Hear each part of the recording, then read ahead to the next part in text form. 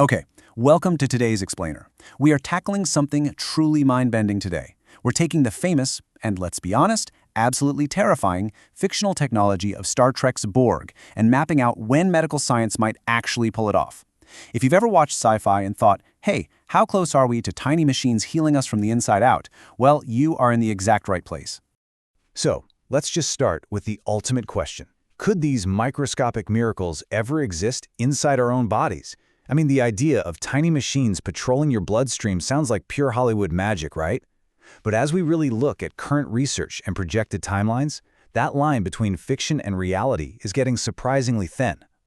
Let's get into Section 1, the Star Trek fiction.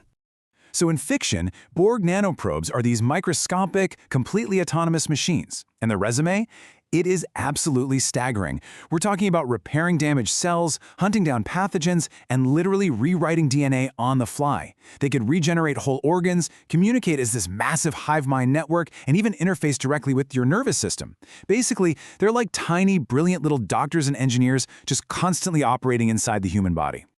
Okay, moving on to Section 2, today's nanotech reality. Now, spoiler alert, current science can only pull off very small pieces of that sci-fi dream. There is still a massive gap here. On the sci-fi side, you've got active, autonomous, self-replicating microscopic robots. But on the reality side, we have passive, biodegradable molecular delivery systems. We aren't building microscopic gears and motors just yet, you know? Instead, we're engineering incredibly sophisticated chemical delivery vehicles. The most famous example of where we are today is the lipid nanoparticle.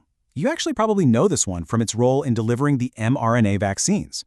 Basically, think of them like microscopic, fat-like bubble wrap. Their whole job is to transport extremely fragile payloads safely through the harsh environment of your body and drop them directly into human cells. They don't make decisions, they don't communicate, they just flawlessly execute a passive delivery route.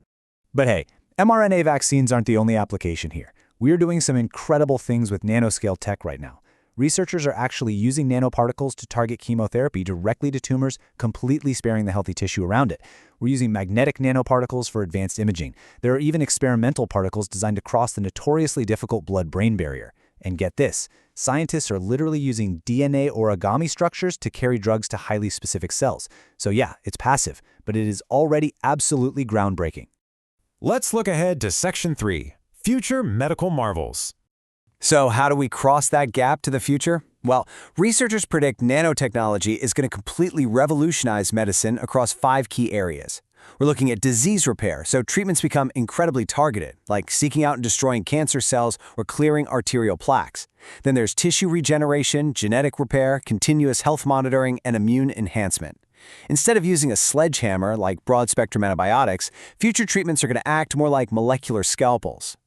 And what's really wild here is the potential for continuous internal health monitoring. Just imagine never needing an annual physical again, because you have internal nanosensors. These could continuously monitor your blood glucose, hormones, cancer biomarkers, infection markers, oxygen levels, the whole shebang. The ultimate goal is to catch health issues months or even years before you ever feel a single symptom. How amazing is that? Plus, when we start combining nanotech with CRISPR and stem cells, the rulebook just goes out the window. The possibilities for genetic and tissue repair expand exponentially. Theoretically, we could deliver gene editing tools exactly where they're needed to correct mutations in millions of cells all at once. We're talking about repairing DNA damage from aging, regenerating cartilage, healing spinal cord injuries, maybe even repairing your heart muscle right after a heart attack. Which brings us to Section 4, Challenges and Ethical Dilemmas. Making this a reality involves some seriously massive hurdles. And scientists are really quick to point out a fundamental truth here. The hardest part isn't actually manufacturing tiny things. The real obstacle is safely deploying them in our wildly complex biological ecosystem. You know, the human body is a highly defended fortress, and it really doesn't take kindly to unrecognized microscopic visitors. To get to that Star Trek future, researchers have to tackle an intense checklist of physical obstacles. First off, how do you even power a microscopic device? How do they navigate through dense, complex tissues? We also have to figure out how to stop our immune systems from just immediately attacking them, all while guaranteeing they don't become toxic to us. They need reliable communication, and crucially, they absolutely must safely biodegrade once the job is done. And because this tech puts gene editing into overdrive, it brings up some heavy societal questions. We're weighing incredible benefits, like literally wiping out inherited disorders or extending our healthy lifespans, against some major concerns. Like, what about off-target genetic changes? Or what if there's massive wealth inequality when it comes to accessing these medical enhancements? There are huge ethical debates around inheritable germline edits, meaning changes that get passed down to your kids, not to mention the crazy privacy concerns around data being continuously collected from inside your own body. Let's check out Section 5, the timeline to tomorrow. Considering all the science and the hurdles, when does this actually happen? Let's map out the roadmap. Between 2025 and 2035, we're expecting more targeted nanoparticle drug delivery and the arrival of implantable biosensors.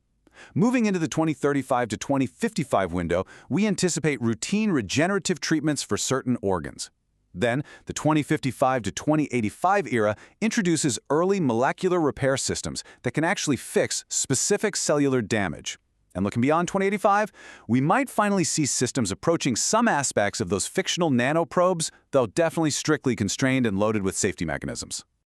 Ultimately, experts agree on one thing. We are almost certainly never going to see unchecked, self-replicating Borg nanoprobes.